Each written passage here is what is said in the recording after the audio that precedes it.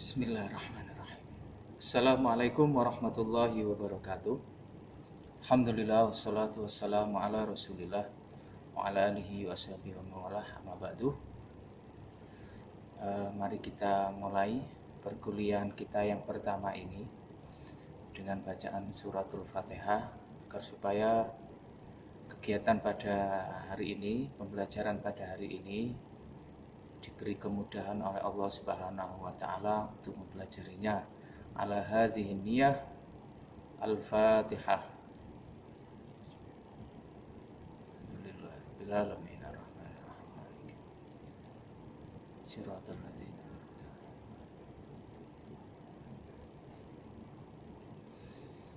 Baik, untuk yang pertama, karena ini pertemuan yang pertama untuk mata kuliah pengantar, untuk mata kuliah materi dan pembelajaran bahasa Arab di MTS dan Aliyah. Sebelum kita membahas tentang materi perkuliahan pada hari ini, akan kita terangkan terlebih dahulu tentang bagaimana pembelajaran secara daring di kelas ini bersama saya. Ada empat hal yang akan kita gunakan, setidaknya 4 aplikasi ini untuk membantu pembelajaran kita agar supaya bisa maksimal. Yang pertama, WA Group. Jadi tiap kelas harus membuat WA Group di kelas yang akan kita pelajari nantinya. Kemudian yang kedua, Google Classroom. Jadi saya akan membuat Google Classroom, nanti akan saya share kode Google Classroom-nya di grup WA masing-masing. Kemudian yang ketiga yaitu Virtual Classroom. Ini adalah aplikasi yang dibuat oleh kampus kita, YAIN Kudus. Nanti kalian bisa ngecek di semut kalian masing-masing, dicek di virtual class-nya. Coba dilihat itu nanti dipelajari. Jika ada ketidakpahaman, silakan menghubungi atau bertanya kepada teman yang bisa atau ke TIPD ya, ke TIPD.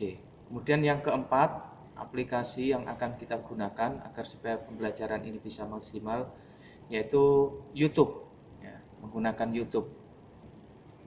Nah, bagaimana model perkuliahan daring yang akan kita laksanakan di semester ini untuk mata kuliah materi dan pembelajaran bahasa Arab? Bagi saya sebagai dosen pengampu mata kuliah ini, yang akan saya lakukan adalah saya akan membuat video materi yang akan kita diskusikan di tiap pertemuannya, di mana video tersebut nanti akan saya upload di YouTube. Linknya akan saya informasikan di WA Group. Setelah saya membuat video tersebut, tugas saya yang kedua adalah memberikan tugas.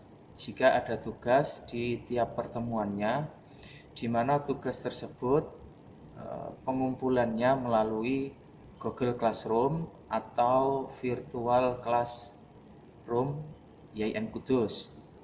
Selanjutnya yang ketiga adalah saya akan mengoreksi tugas-tugas yang sudah kalian kerjakan, baik dalam bentuk tugas kelompok maupun tugas individu.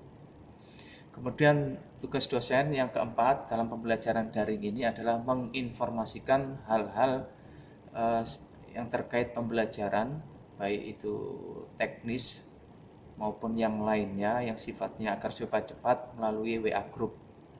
Jadi WA di sini kepentingannya adalah untuk menyampaikan informasi dan komunikasi secara cepat.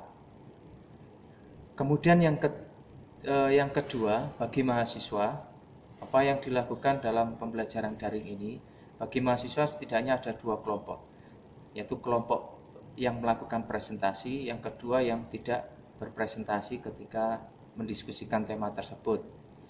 Nah, bagi kelompok yang berkewajiban untuk mempresentasikan materi, maka apa yang harus dipersiapkan? 1. Siapkan PowerPoint-nya. Materinya dalam bentuk PowerPoint dan Word terutama dalam bentuk PowerPoint-nya ini. Dan bentuk PowerPoint ini tidak hanya berbentuk tulisan. Jadi PowerPoint-nya harus ada audionya. Syukur-syukur ada audio visualnya. Jadi jangan hanya tulisan di PowerPoint-nya itu. Kemudian yang kedua, setelah membuat PPT yang di dalamnya ada suara maupun video, yang kedua adalah tugas kelompok dalam presentasi itu membagikan file PPT maupun Word-nya itu ke WA group atau men-share videonya itu ke YouTube maupun Google Drive. Jadi nanti teman-teman bisa mendownloadnya maupun mempelajarinya. Jadi tidak harus ke WA, ya. Bisa ke WA maupun ke YouTube maupun Google Drive dalam bentuk linknya. Setelah men-share tersebut, maka selanjutnya ada diskusi, ya. Karena setelah di-share kemudian dipelajari oleh teman-teman, maka ada diskusi terkait PowerPoint yang sudah di-share tersebut, yang sudah dibagikan. Melalui apa diskusinya? Melalui virtual classroom YIN Kudus. Jika karena ini masih awal ya perkuliahan, kalau seandainya virtual classroom-nya itu masih dirasa agak sukar mengoperasikannya, maka diperbolehkan untuk kelompok awal, setidaknya di awal-awal ini diskusinya di WA group. Nah, selanjutnya hasil dari diskusi yang dalam bentuk pertanyaan-pertanyaan itu kemudian yang dijawab oleh kelompok, artinya oleh narasumber, itu diringkas dalam bentuk tulisan. Jadi dicatat ya, diketik di Word. Kemudian hasil dari diskusi tentang tema tersebut di-share kembali ke virtual class maupun atau ke WA group. Saya ulangi lagi jadi ya. Untuk kelompok yang presentasi, yang perlu dilakukan pertama mempersiapkan PowerPoint yang ada audio maupun audio visualnya. Yang kedua, membagikan file PPT tersebut di WA atau YouTube atau link dari Google Drive-nya. Kemudian yang ketiga, diskusi, ya, melakukan diskusi karena nggak perlu menjelaskan lagi. Nanti hasil video itu dipelajari teman, kemudian melakukan diskusi melalui virtual class atau WA. Kemudian yang keempat, hasil dari diskusi tersebut direkam dalam bentuk tulisan file Word dan di-share hasil diskusi tersebut di WA group maupun atau virtual classroom. Kemudian kelompok mahasiswa kedua, tadi seperti yang saya sampaikan, ada yang presentasi, ada yang tidak presentasi. Apa yang dilakukan oleh mahasiswa yang tidak presentasi? 1. Membuat pertanyaan tentang tema yang akan didiskusikan pada hari itu. Hukumnya apa? Membuat pertanyaan wajib. Semua mahasiswa harus membuat pertanyaan. Karena dari pertanyaan itu setidaknya saya nanti jadikan acuan absensinya.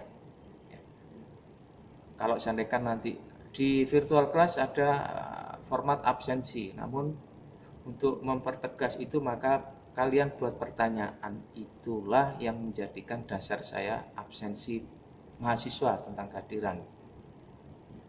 Loh, kalau semuanya bertanya, narasumbernya bagaimana kemudian? Narasumber milih ya, dari sekian banyak pertanyaan, pilih saja 5 atau 4 pertanyaan yang perlu diangkat atau untuk didiskusikan. Itu yang pertama. Kemudian yang kedua, setiap mahasiswa yang tidak presentasi itu meringkas hasil diskusi atau meringkas apa yang, jangan hasil diskusi, meringkas apa yang kamu pahami dari materi yang dipelajari hari ini atau tema diskusi itu. Berapa banyak? Maksimal 1 halaman. file Word ya. Kurang dari 1 halaman boleh, setengah halaman boleh, seperempat boleh, terserah. Yang penting ada ringkasan apa yang kamu pahami dari materi yang sudah dipelajari hari itu. Kemudian tugas yang ketiga, artinya yang dilakukan yang ketiga adalah mengumpulkan hasil resumanmu itu di Google Classroom ya, di Google Classroom, bukan di WA. Nanti apa yang saya sampaikan ini sudah saya tulis, nanti akan saya share di WA. Selanjutnya nanti akan kamu bisa baca tersebut. Demikian info terkait tema atau perkuliahan daring untuk mata kuliah materi dan pembelajaran bahasa Arab di MTS dan Aliyah. Oke, selanjutnya kita masuk ke tema. Kita break dulu sebentar. Oke, kita lanjutkan tadi di perkuliahan kita hari ini. Kita tadi sudah membahas tentang beberapa hal terkait pembelajaran daring di mata kuliah materi dan pembelajaran bahasa Arab. Hari ini saya akan melanjutkan tentang pengantar mata kuliah ini, tentang kata kunci dari judul mata kuliah kita. Ada materi dan pembelajaran bahasa Arab di MTS maupun Aliyah. Nah, apa itu materi? Materi itu setidaknya sederhananya ada 3 hal. 3 hal, sesuatu hal yang penting definisi tentang materi. Yang pertama yaitu pengetahuan, kompetensi, keterampilan, kemudian sikap. Jadi materi itu adalah pengetahuan, keterampilan, maupun sikap yang harus dipelajari oleh siswa, di mana ketiga hal ini tentu harus disesuaikan dengan standar kompetensi yang sudah ditentukan. Kalau seandainya bahasa Arab, maka untuk MTS pengetahuan atau materi pelajaran apa saja yang harus dipelajari untuk bisa meningkatkan bahasa Arabnya, termasuk keterampilan apa saja yang harus dikuasai oleh siswa, kemudian sikap apa yang kemudian diajarkan. Itu dia materi. Kemudian pembelajaran. Apa itu pembelajaran? Di mata kuliah kita ini ada materi dan pembelajaran bahasa Arab. Pembelajaran itu adalah proses interaksi antara siswa, antara peserta didik dengan lingkungannya agar bertujuan untuk menuju perilaku yang lebih baik. Jadi ada 2 kata kunci. Ada peserta didik, dalam hal ini siswa atau mahasiswa, kemudian lingkungan pembelajaran yang bisa meningkatkan kompetensi siswa, baik itu bisa guru, bisa media, lingkungan ini ya, lingkungan pembelajaran, ada guru, ada teman siswa itu sendiri, ada kemudian sarana dan prasarana. Jadi pembelajaran itu mencakup banyak hal. Sederhananya maka kalau disederhanakan ada 2 istilah, ada belajar dan pembelajaran.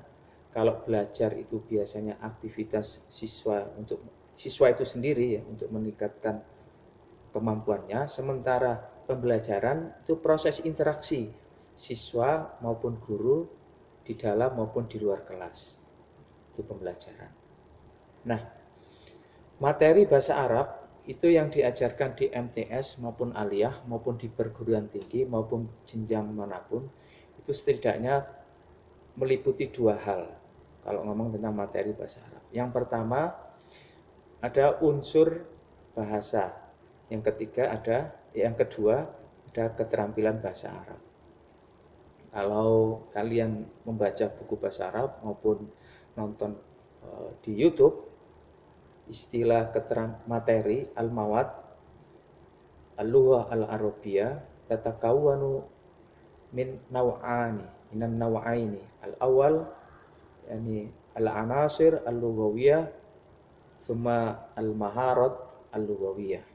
Jadi ada unsur bahasa, kemudian ada al-maharat al-lughawiyah, yaitu keterampilan berbahasa. Nah, apa itu unsur bahasa? Al-anasir al-lughawiyah. Ma hiya al-anasir al-lughawiyah allati la budda ala tulaba ala jami'i tulab an yata'allamuha. Jadi yang harus dipelajari terkait unsur bahasa itu setidaknya ada 4. Satu, bunyi. Yang kedua, kosakata, mufradat. Kemudian yang ketiga adalah at-tarokib, ya, dalam hal ini nahwu. Kemudian yang keempat adalah sorof. Dan al-anasir al-lughawiyah, ya, al-awwal as-sawd, summa al-mufradat, summa al-anas at-tarakib an-nahwiyah, wal akhir at-tarakib as-sarfiyah. Jadi ada 4. Kemudian yang berikutnya dari materi yang dipelajari dalam bahasa Arab itu yaitu al-maharat al-lughawiyah, keterampilan bahasa. Keterampilan bahasa di sini seperti yang sering kita dengar itu ada 4: al-istima', al-kalam, al-qira'ah, summa al-kitabah.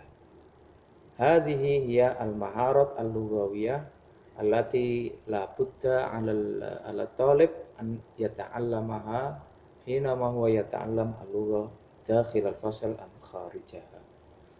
Dia ada 4 keterampilan. Secara kesimpulan tadi saya simpulkan materi bahasa Arab itu ada 2 ya tadi, unsur bahasa, kemudian keterampilan bahasa. Unsur bahasa meliputi suara, mufradat, nahwu, sorof.